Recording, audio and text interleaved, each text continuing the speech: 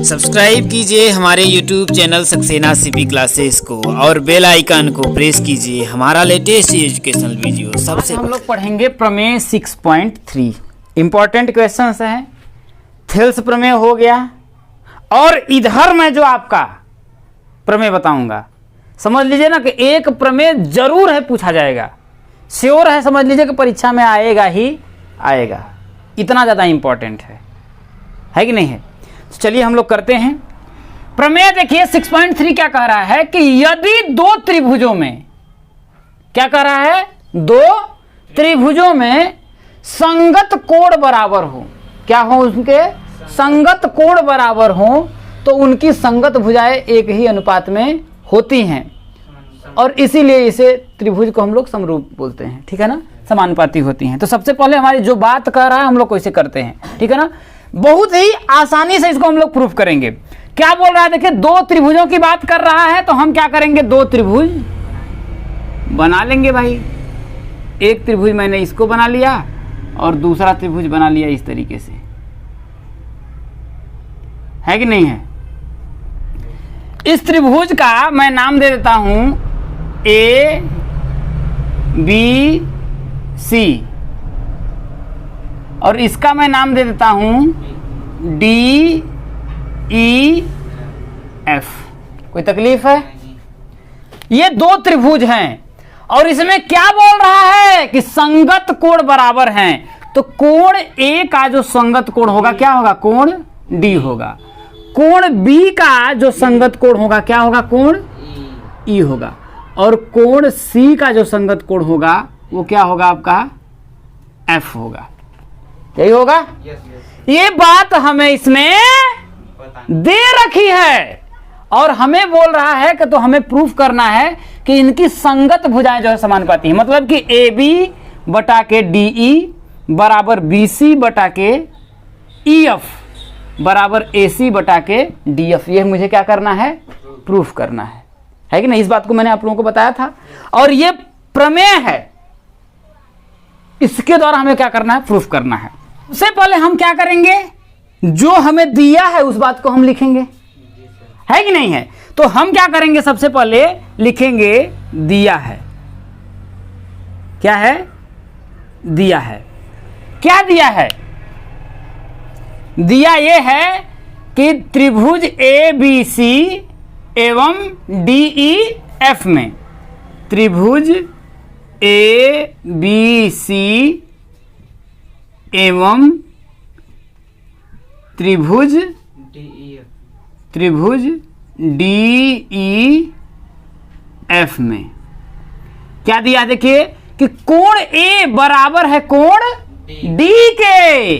तो कोण ए बराबर है किसके, कोण डी के। इसे मैं समीकरण नंबर क्या मान लूंगा, एक मान लूंगा। कोण बी बराबर है किसके, कोण ई के। तो कोण बी बराबर हो जाएगा कोण ई। और क्या, कोण सी बराबर है कोण एफ के। कोण सी बराबर है कोण एफ के। ये बात हमें दी है तो इसे मैं समीकरण नंबर एक मान लूंगा, अरे सॉरी, इसे मैं समीकरण नंबर 2 मान लूंगा और इसे मैं समीकरण नंबर 3 मान लूंगा। इतनी बात समझ में आई। अब हमें सिद्ध करना है। दूसरी बात तो हम यही लिखते हैं कि हमें क्या करना है, सिद्ध करना है। क्या सिद्ध करना है भैया, कि ए बी बटा के डी ई, क्या करना है कि ए बी बटा के डी ई बराबर क्या, ए बी बटा के डी ई बराबर बी सी बटा के ई एफ। क्या हो जाएगा, बी सी बटा के ई एफ बराबर क्या होगा भाई, ए बी बटा के डी ई बराबर बी सी बटा के ई एफ बराबर क्या, ए सी। क्या हो जाएगा, ए सी बटा के डी एफ। ये मुझे क्या करना है, प्रूफ करना है। यही मुझे क्या करना है, सिद्ध करना है कि नहीं है। तो दिया है, सिद्ध करना है। अगला हमारा क्या काम है कि हमें रचना, अगर रचना हो सकती है तो हम रचना करेंगे, ठीक है। तो हम रचना करेंगे। क्या रचना करेंगे, भुजा डीई और किस पे, डीएफ पर, किस पे, भुजा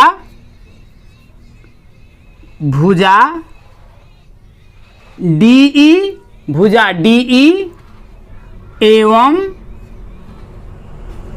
भुजा डीई, हाँ भुजा डीई एवं डीएफ पर, भुजा डीई पर मैं एक बिंदु ले लेता हूं, वो बिंदु इतना आता हूं भुजा ए बी के बराबर हो, ठीक है ना। एक बिंदु मैं लेता हूं, मान लेते हैं ये यहां मैंने ले लिया, ठीक है ना। एक मैं मान लेता हूं इसका पी नाम देता हूं, क्या नाम देता हूं, पी, और यहां पर मैं नाम देता हूं, क्या नाम देता हूं, क्यू ले लेता हूं। इस तरीके से मैं ले रहा हूं कि ये जो ए बी जो पी डीपी जो है, क्या ये जो डीपी जो है वो ए बी के बराबर है और डी क्यू जो है ए सी के बराबर। इस तरीके से मैं ले रहा हूं। तो मैंने लिखा भुजा डीई एवं डीएफ पर दो बिंदु दिख रहा है, दो बिंदु P एवं Q, P एवं Q इस प्रकार हैं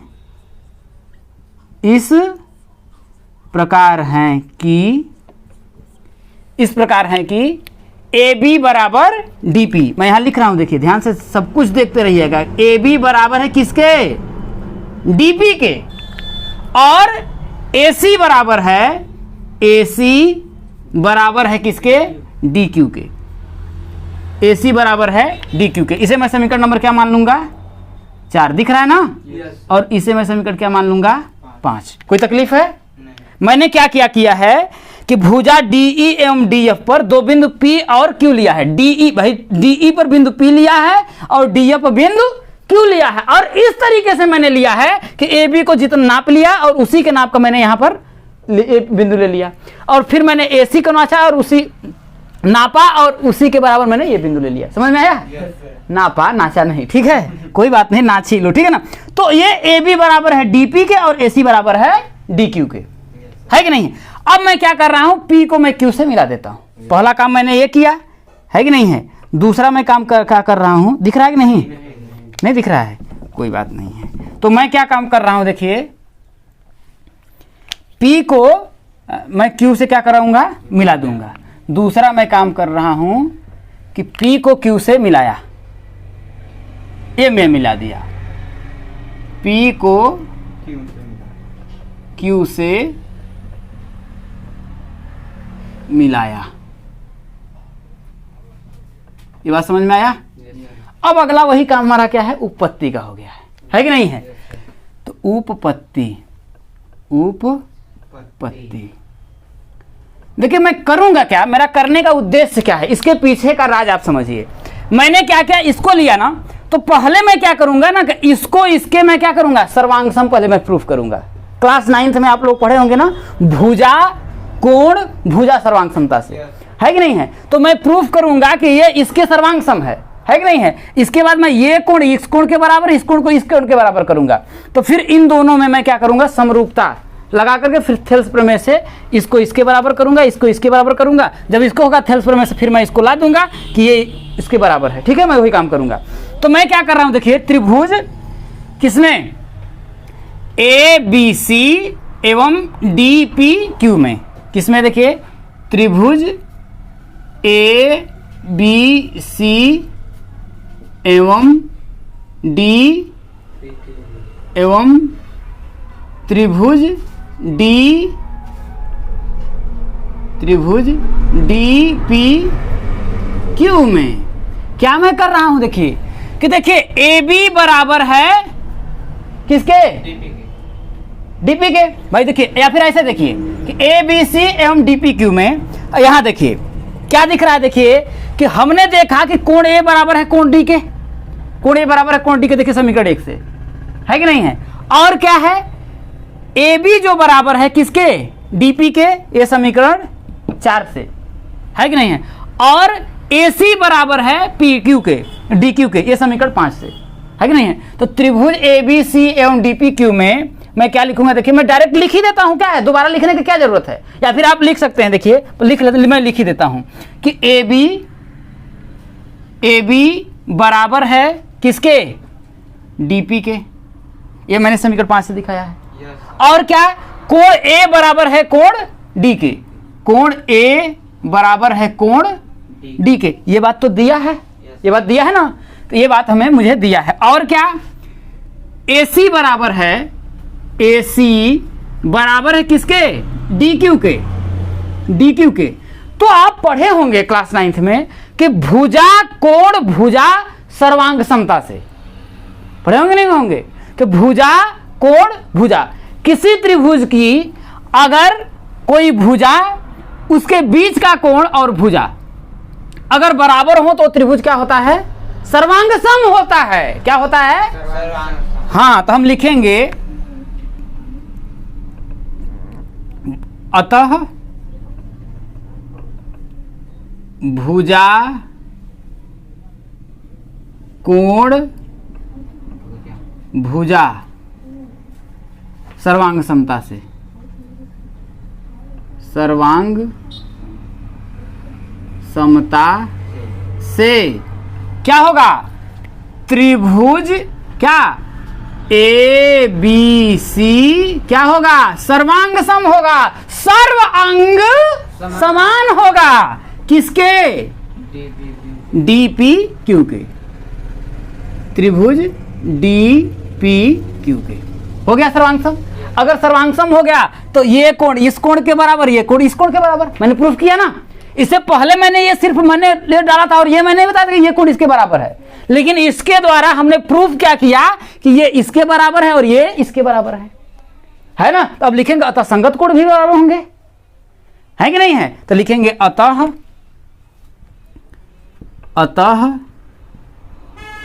संगत कोण बराबर होंगे।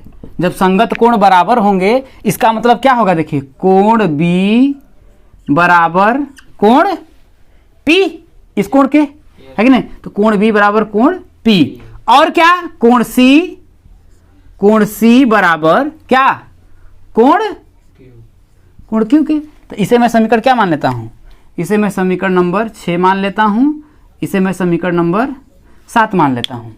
ध्यान दीजिएगा, कोण बी बराबर कोण पी यहां पर दिया है कि नहीं दिया है, कोण बी बराबर कोण पी, और यहां कोण बी बराबर कोण ई दिया है, दिख रहा है नहीं दिख रहा है।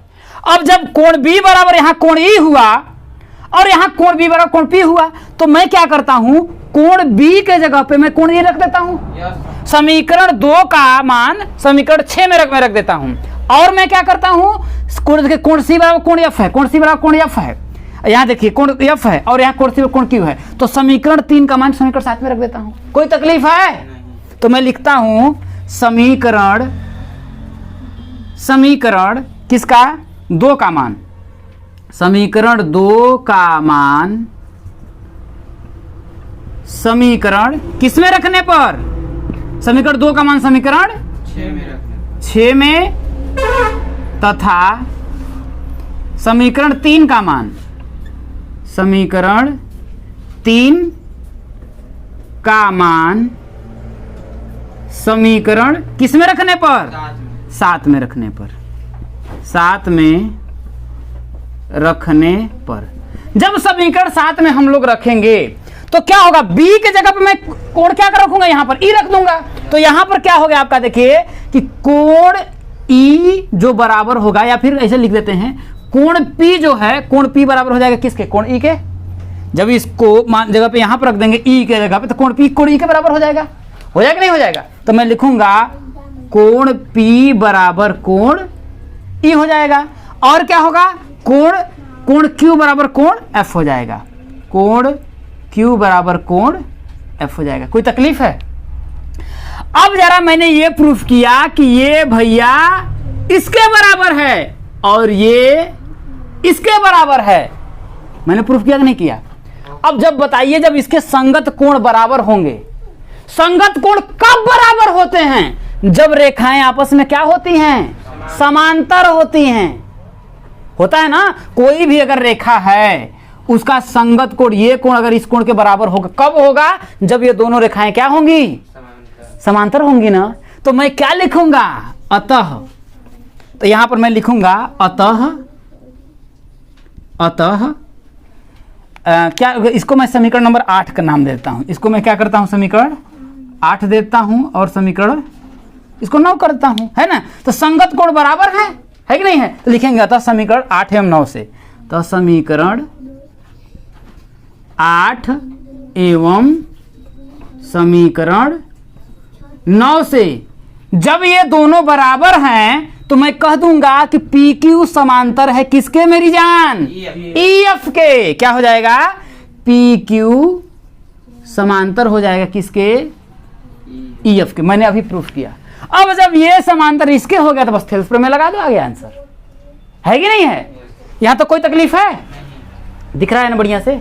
अब देखिए मैं क्या करता हूं, अब कुछ नहीं करना। देखिए अब मैं क्या करता हूं, देखिए त्रिभुज डी पी क्यू एवं डी ई एफ में, बस इतना मैं करता हूं। देखिए त्रिभुज किसमें? डी पी क्यू, डी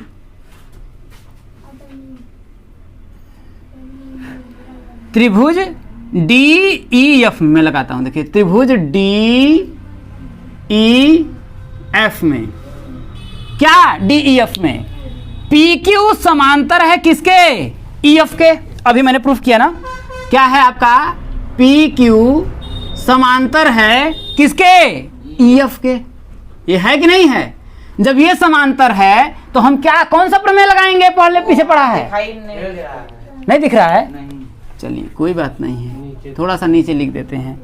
इसमें क्या लिखेंगे? देखिए कि त्रिभुज, अब दिख रहा है, त्रिभुज डी ई एफ में, क्या डी ई एफ में? ये पी क्यू समांतर है ई एफ के। क्या है आपका? पी क्यू समांतर है किसके? ई एफ के। पी क्यू समांतर है ई एफ के। तो हम कौन सा प्रमेय लगाएंगे? अरे वही वाला, थेल्स प्रमेय से। तो थेल्स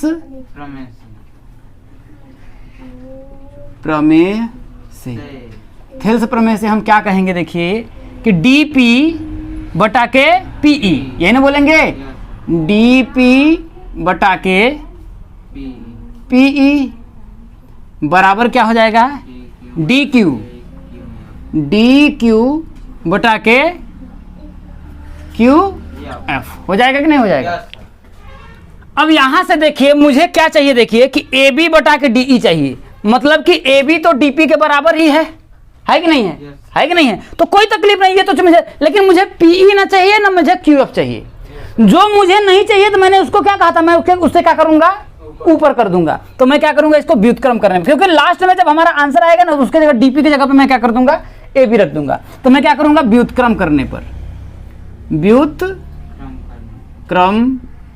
करने पर जब मैं व्युत्क्रम करूंगा तो क्या हो जाएगा? देखिए पीई बटा के क्या हो जाएगा? देखिए डीपी बराबर क्या होगा? देखिए क्यू एफ बटा क्या हो जाएगा?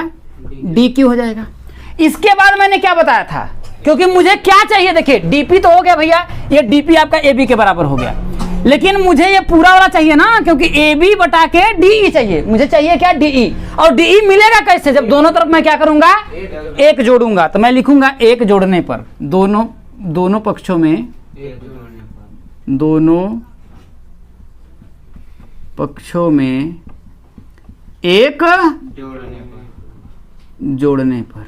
जब दोनों पक्षों में हम एक जोड़ देंगे तो क्या होगा? देखिए पीई बटा के डी पी प्लस 1 हो जाएगा।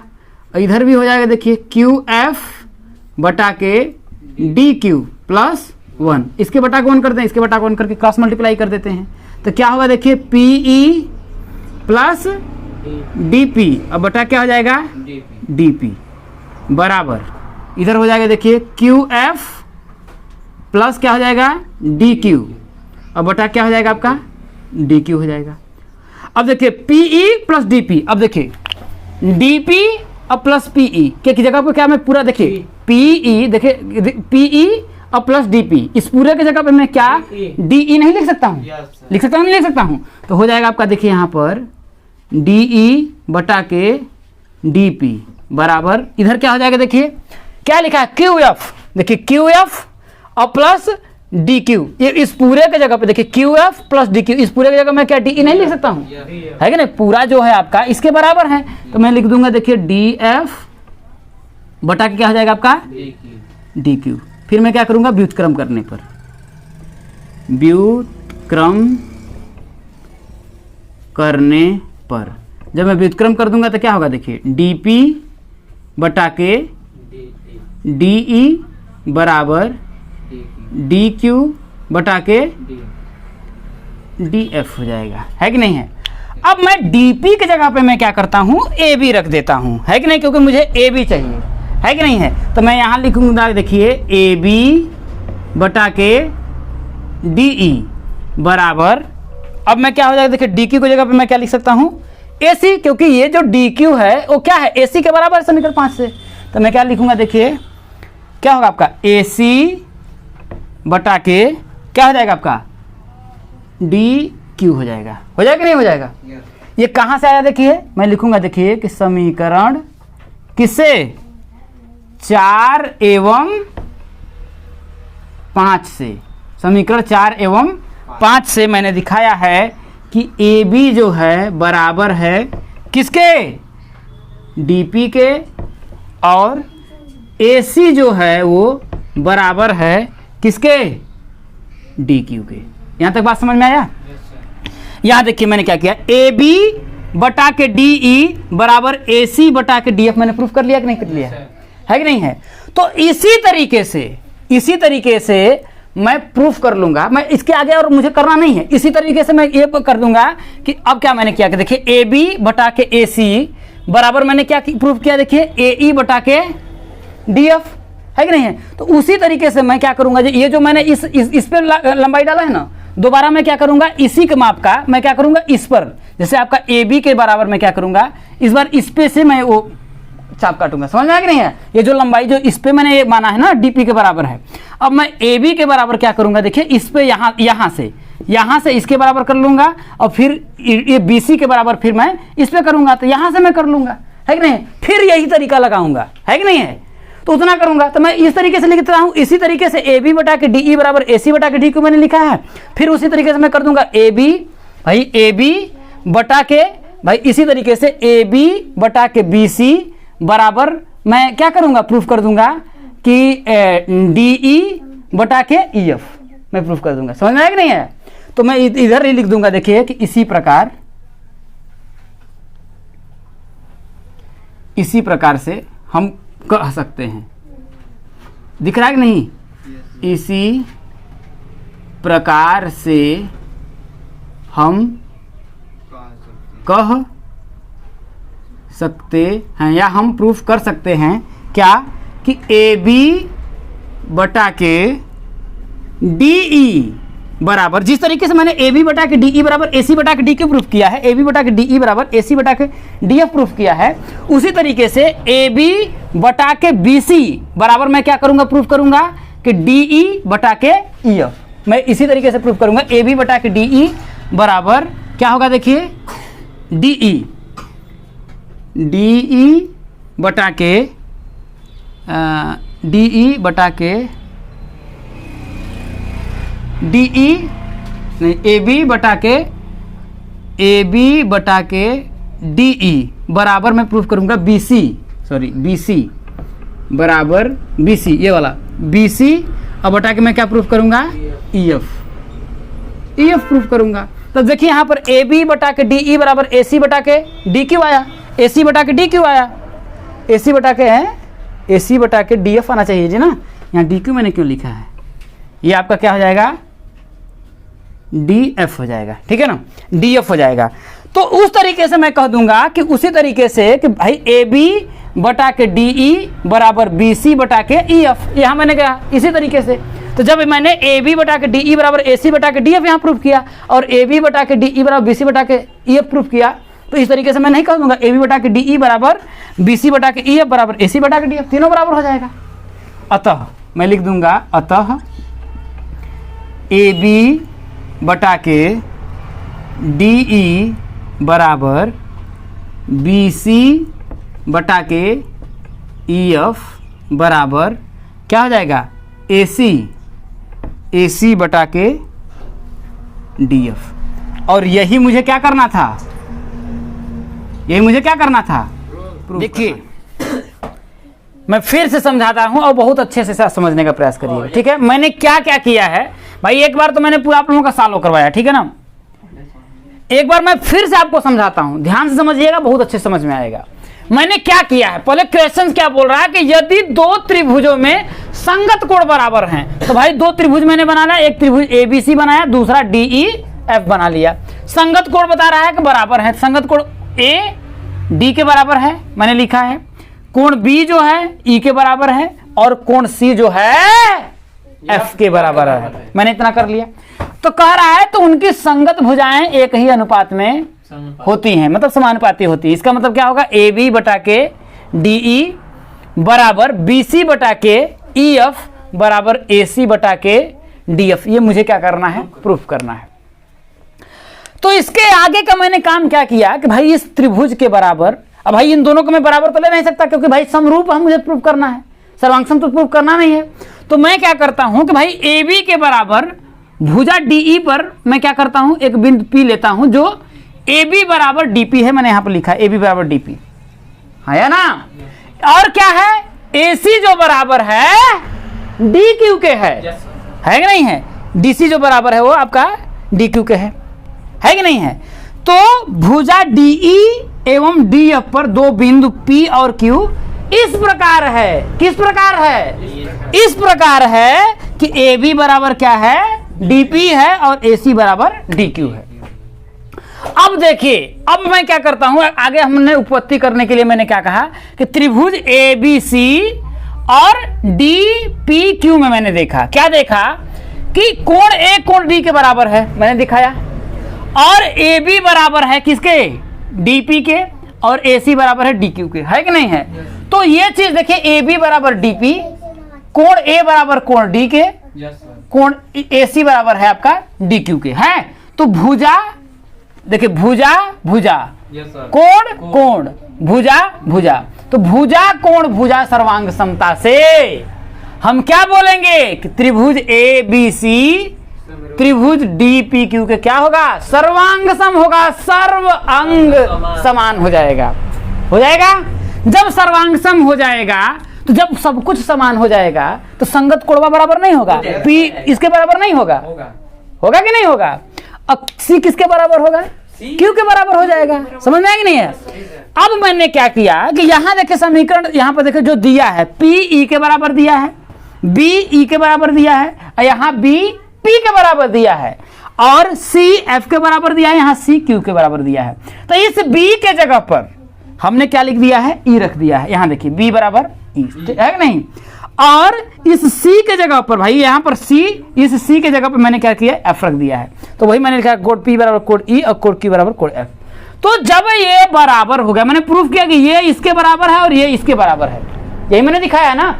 अब जब बताइए कि अगर ये इसके बराबर हो जाए, ये इसके बराबर कब होगा, जब ये दोनों आपस में क्या होंगे, समांतर होंगे। क्या होंगे, जब PQ समांतर होगा EF के। तो मैंने लिखा अतः समीकरण 8 एवं 9 से PQ समांतर है किसके, EF के। ये मैंने काम कर दिया, कोई तकलीफ है। अब बस हुमज के थेल्स प्रमेय लगा दो और न करना है। तो मैंने क्या किया, DEF में, मैंने पूरे में देखिए DEF में मैंने क्या किया, थेल्स प्रमेय लगा दिया। क्यों लगाया, क्योंकि PQ समांतर है EF के, ये बात मैंने पहले बता रखी है। अब मैं क्या करूंगा, थेल्स प्रमेय से मैं बोलूंगा कि DP बटा के PE बराबर DQ बटा के QF। ये आपका आया। मुझे क्या चाहिए भैया, मुझे AB चाहिए बटा के DE चाहिए। तो AB जो है, हमने क्या बताया कि DP के बराबर है, AB जो है DP के बराबर है। तो इसके साथ जो मुझे चाहिए उसके साथ थोड़ी ना छेड़ेंगे, जो मुझे मिल गया है। क्यों छेड़खानी करें उसके साथ भाई, क्या जरूरत है, मजा मिलेगा क्या छेड़ के, कुछ नहीं मिलेगा और गड़बड़ा जाएगा।